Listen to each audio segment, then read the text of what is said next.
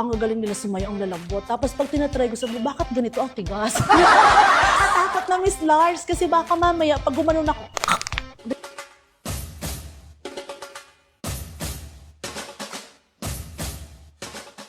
So, Miss Cha, looking at you, you're very blessed with everything that you thank you, have. Miss Lars. So, how do you define a blessing? Parang lalim.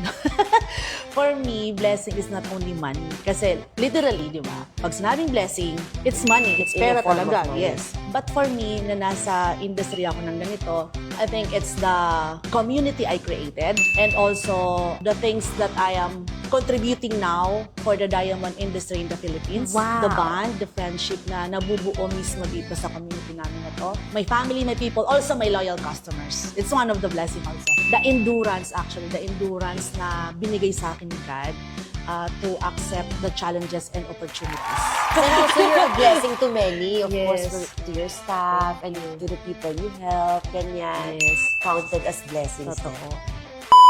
So, Miss Cha, kasi parang looking at you, parang sobrang radiant, sobrang bagets, parang wala kang problema sa buhay, Salamat. sa life. Like, parang sobrang, every time people look at you, parang mahahawa sila ng positivity ng aura.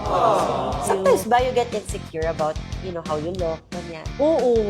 Kasi, minsan kasi, yung ibang tao, pag nakita ko sa screen, nagla-live ako, unang tingin nila ang laki kong tao daw. Tapos, pag nakita nila ako sa personal, maliit lang ako. Meron pa nga nagsabi sa akin na, retokado yung ilong ko. Hindi po totoo yun. Wait lang, gagalawin ko lang po.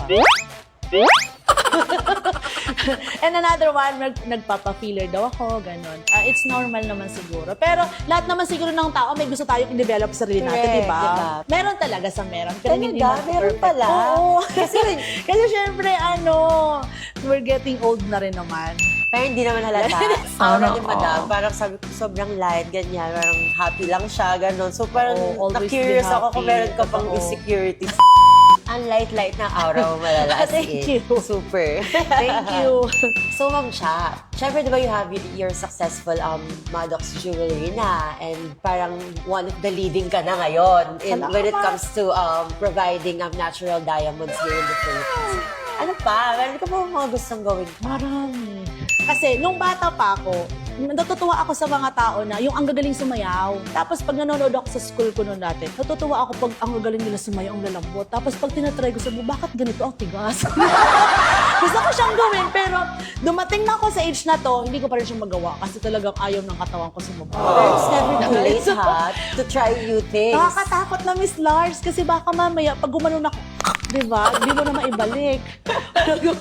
Pero yun nga, parang it's never too late for you to Sana try new magawa ko, no? things, diba? Ganun Sex din. bomb, Cha!